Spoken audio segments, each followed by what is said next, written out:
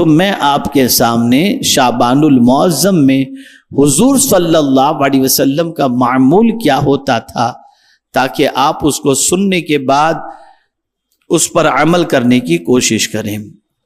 میرے پیارے آقا صلی اللہ تعالی علیہ وسلم کے پیارے دیوانوں، سب سے پہلے دو باتیں آپ سماعت فرما لیں۔ آپ سنیں گے تو آپ کا ایمان انشاءاللہ تازہ ہوگا۔ قرآن مقدس میں ایک آیت کریمہ ایسی نازل ہوئی، قرآن مقدس کی ایک آیت کریمہ ایسی نازل ہوئی جسے صحابہ کو جب حضور صلی اللہ علیہ وسلم نے پڑھ کر سنایا تو صحابہ نے حضور صلی اللہ علیہ وسلم کو مبارکباد پیش فرمائی، اور اس آیے کریمہ میں ایسا حکم نازل ہوا کہ اس حکم پر اگر بندہ عمل کرے تو بندے کا تعلق مدینے کے تاجدار صلی اللہ علیہ وسلم سے ایسا جڑ جاتا ہے کہ اس آیت پر عمل کرنے کی بنیاد پر حضور سے تعلق زمین کے اوپر بھی، زمین کے اندر بھی اور میدان محشر میں بھی قائم رہتا ہے۔ اس آیت پر عمل کرنے والے کے اللہ گناہوں کو معاف فرما دیتا ہے، اس آیت پر عمل کرنے والے کو اللہ اس کے درجات کو بلند فرماتا ہے اور اسے نیکیاں عطا فرماتا ہے۔ آپ روزانہ یہ آیت کریمہ جس کی ابھی میں آپ کے سامنے تلاوت کروں گا، یہ آیت کریمہ روزانہ دن میں کئی مرتبہ سنتے ہیں، ہر جلسے میں سنتے ہیں، ہر پروگرام کے اندر سنتے ہیں، ہر مسجد میں سنتے ہیں، اور ساتھ ہی ساتھ ہر نماز کے بعد سنتے ہیں، اور یہ بہت ہی عظیم آیت کریمہ ہے۔ یہ آیت کریمہ اللہ عز و جل نے کسی اور مہینے میں نازل نہیں فرمائی، اس آیت کریمہ کو اللہ عز و جل نے ماہ شعبان میں نازل فرمائی۔ وہ آیت کریمہ کون سی؟ ان اللہ و ملائکتہ یصلون علی النبی یا ایھا الذین آمنوا صلوا علیہ وسلموا تسلیما۔ اللہم صلی علی سیدنا و مولانا محمد معدن الجود والکرم وآلہ الکرام وابنہ الکریم وبارک وسلم صلاۃ وسلاما علیک یا سیدی یا رسول اللہ صلی اللہ تعالی علیہ وسلم۔ میرے آقا صلی اللہ علیہ وسلم کے دیوانوں، شعبان کو حضور صلی اللہ علیہ وسلم نے اپنا مہینہ بتایا، اس کی کئی توجیہ ہے۔ ایک یہ ہے کہ اس میں قیام اور روزوں کا حکم میں نے دیا ہے، یعنی اس ماہ مبارک میں روزے کا حکم حضور نے دیا ہے، رمضان میں روزے کا حکم اللہ نے دیا ہے، لیکن شعبان میں روزے کا حکم اللہ کے رسول نے دیا ہے، اور اسی طریقے سے ماہ رمضان المبارک میں قیام کا حکم اللہ نے دیا ہے، اور ماہ شعبان کے اندر قیام کا حکم مدینے کے تاجدار نے عطا فرمایا صلی اللہ علیہ وسلم۔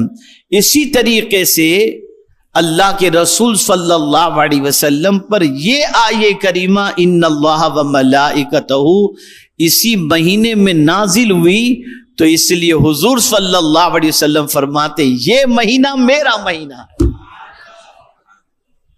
یعنی اب آپ دیکھیں میرے آقا صلی اللہ علیہ وسلم پر ہر لمحہ دنیا کے اندر درود شریف پڑھا جاتا ہے۔ درود شریف کتنا بڑا عمل ہے، توجہ چاہوں گا۔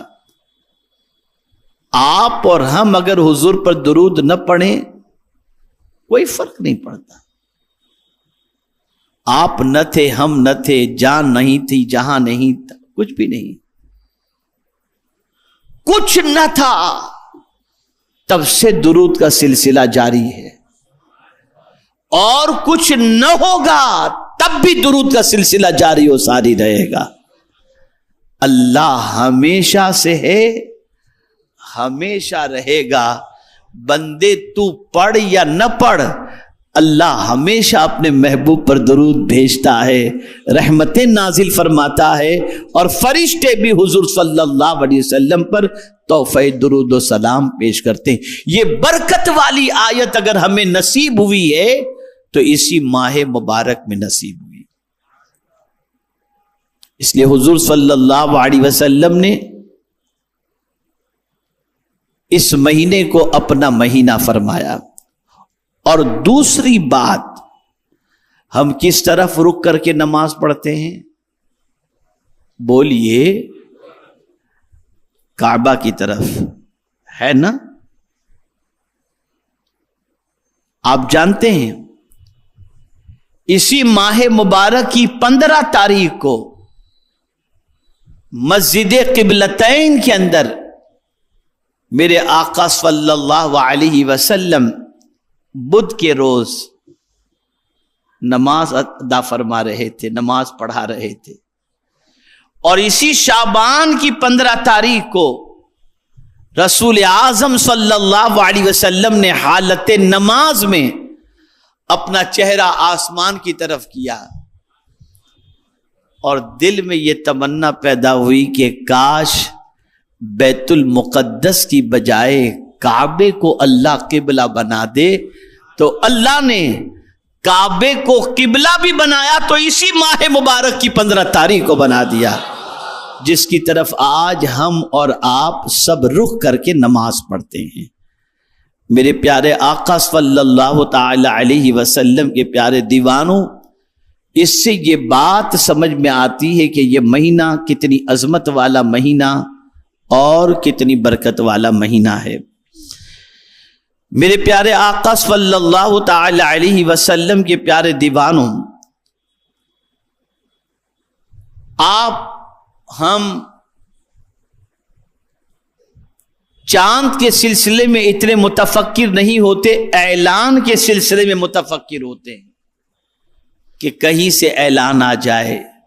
اور اب تو زیادہ تر مسلمان چاند کے اعلان کا انتظار کرتے ہیں، اب چاند دیکھنے کی مسلمان کوشش نہیں کرتا۔ تو 5 مہینوں کے چاند کو دیکھنا یہ واجب کفایہ ہے، اسے ذہن میں رکھیں۔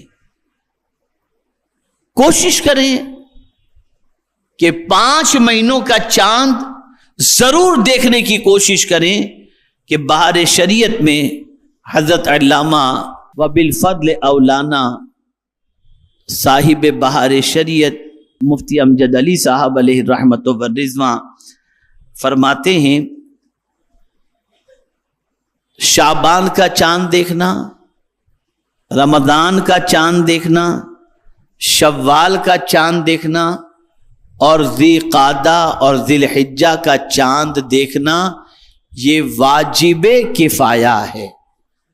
ظاہر سی بات ہے کہ ہمارے علماء دیکھتے ہیں، سنی جمعیت العلماء کے ذمہ داران دیکھتے ہیں، تو ٹھیک ہے، ان کا دیکھنا یہ ہمارے لیے کافی ہو جاتا ہے، لیکن مسلمان کو کوشش کرنی چاہیے کہ ان ماہ مبارک کے چاند کو دیکھنے کے لیے وہ ہر ممکن کوشش کرے۔ میرے پیارے آقا صلی اللہ علیہ وسلم کے پیارے دیوانوں، اس کی وجہ کیا ہے شعبان کے مہینے کے چاند کے دیکھنے کی وجہ؟ تو فرمایا گیا اگر رمضان کا چاند دیکھتے وقت ابر یا غبار ہو تو یہ 30 پورے کر کے رمضان شروع کیا جا سکتا ہے۔ اور اسی طریقے سے رمضان کا چاند کیوں دیکھنا واجب کفایہ ہے؟ تو فرمایا روزہ رکھنے کے لیے یہ چاند دیکھنا فرض واجب کفایہ ہے کہ چاند نظر آ گیا تو دوسرے دن فوراً ہم روزہ رکھ سکتے ہیں۔ شوال کا کیوں؟ روزہ ختم کرنے کے لیے کہ شوال کا چاند نظر آ گیا تو ہم روزہ رکھنا ختم کر دیں۔ اور اسی کے ساتھ ذی قعدہ کا اور ذی الحجہ کے لیے تو اس کی وجہ ہے بقر عید کے لیے تاکہ میرے پیارے آقا صلی اللہ علیہ وسلم کے پیارے دیوانوں ہم اپنے مذہبی تہوار کو اور عیدین کو، روزوں کو، ان ساری چیزوں کو صحیح طور پر کر سکیں۔ بہت سارے علاقے ایسے ہوتے ہیں جہاں لوگ چاند دیکھنے کے لیے نکلتے ہیں تو کئی لوگوں کو نظر نہیں آتا، لیکن اللہ کا کوئی ایسا بندہ جو سنی صحیح العقیدہ ہے، متشرع ہے، اور اس کی نگاہیں چاند دیکھنے کے لیے آسمان پر اٹھتی ہیں اور اسے چاند نظر آ جاتا ہے، اور پھر اس کے بعد وہ گواہی لے کر کے قاضی کے پاس پہنچتا ہے اور قاضی اعلان کر دیتے ہیں، تو سب کے روزے بھی پرفیکٹ ہوتے ہیں، سب کی تراویح بھی پرفیکٹ ہوتی ہے۔ اب چاند دیکھ کر گواہی دینے والا اور چاند کی گواہی دینے والے کو اللہ تعالیٰ اجر عظیم عطا فرماتا ہے۔ تو یہ 5 مہینوں کا چاند دیکھنا یہ واجب کفایہ ہے۔ اب حضور صلی اللہ علیہ وسلم اس ماہ مبارک میں خاص طور پر کیا کیا کرتے تھے، اس سے آپ سماعت فرمائیں۔ رسول اعظم صلی اللہ علیہ وسلم نے ارشاد فرمایا، افضل الصوم بعد رمضان شعبان لتعظیم رمضان۔ آقا کریم صلی اللہ علیہ وسلم ارشاد فرماتے ہیں، رمضان کے بعد سب سے افضل شعبان کے روزے ہیں۔ رمضان کے بعد سب سے افضل شعبان کے روزے ہیں، تعظیم رمضان کے لیے کہ ماہ رمضان کی آمد ہے، اس ماہ مبارک کی تعظیم کے لیے رمضان شعبان المعظم کے اندر انسان کو روزہ رکھنے کی کوشش کرنی چاہیے۔ اور یہ فرمایا گیا کہ رمضان کے بعد اگر کوئی مہینے کے روزے سب سے افضل ہیں تو وہ شعبان المعظم کے روزے۔ آقا کریم رؤوف الرحیم علیہ التحیۃ والتسلیم ماہ رمضان کے بعد سب سے زیادہ اگر کسی مہینے کے روزے رکھتے تو وہ ماہ شعبان المعظم کے روزے رکھا کرتے تھے۔ آقا کریم صلی اللہ علیہ وسلم خاص طور پر 14ویں اور 15ویں شعبان کے روزے کے حوالے سے اس طریقے کا بھی ارشاد ملتا ہے کہ ان روزوں کے حوالے سے فرمایا گیا کہ فرماتے ہیں میرے آقا صلی اللہ علیہ وسلم کہ میرا اعمال نامہ بند ہو تو بھی میں روزے سے رہوں، اور اعمال نامے کا آغاز بھی ہو تب بھی میں روزے سے رہوں۔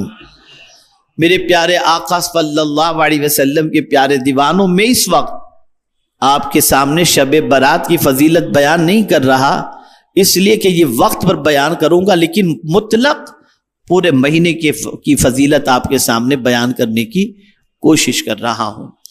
آقا کریم صلی اللہ تعالی علیہ وسلم نے ایک ارشاد کے مطابق ماہ شعبان میں کثرت سے روزہ رکھنے کا حکم دیا، اور معمول بھی تھا حضور صلی اللہ علیہ وسلم کا۔ اب کثرت کا اطلاق 3 سے زیادہ پر ہوتا ہے، 3 پر یا اس سے زیادہ پر۔ تو آپ اگر ماہ شعبان المعظم میں 10 روزے نہیں رکھ سکتے، 20 روزے نہیں رکھ سکتے، 25 روزے نہیں رکھ سکتے، 28 روزے نہیں رکھ سکتے، تو کوشش کریں کہ کم از کم 13، 14، 15 شعبان کے روزے رکھ لیں کہ ان روزوں کو رکھنے پر بھی کثرت کے حکم کے اندر یہ معاملہ شامل ہو جائے گا۔ میرے پیارے آقا صلی اللہ علیہ وسلم کے پیارے دیوانوں، ایک روایت میں یہ بھی آتا ہے کہ آقا کریم صلی اللہ علیہ وسلم رمضان المبارک کے 1 دن پہلے کا روزہ نہیں رکھا کرتے تھے، تاکہ رمضان المبارک کا اور اس کے درمیان کا فرق ہو جائے، اور ماہ رمضان المبارک کی جو امتیازی پوزیشن ہے اس کے حاصل کرنے کا جذبہ بھی پیدا ہو جائے۔ اور ایک روایت میں یہ بھی ہے کہ حضور صلی اللہ علیہ وسلم رکھ لیا کرتے تھے۔ اور اسی کے ساتھ ساتھ شریعت کا مسئلہ یہ بھی ہے کہ اگر کوئی شخص کسی دن کے روزے کا عادی ہے اور وہ دن शाबान की 29 या 30 का दिन हो तो उस दिन वो रोजा रखे, कोई मुजायके की बात नहीं। मिसाल के तौर पर कोई पीर और जुमेरात का रोजा रखने का आदी है, साल भर वो इन 2 दिनों का रोजा रखता है और इत्तेफाक से शाबान की 29 तारीख पीर ही के रोज आई और उसके बाद रमजानुल मुबारक के शुरू होने का इम्कान है, तो वो उस दिन रोजा रखे, कोई मुजायके की बात नहीं है।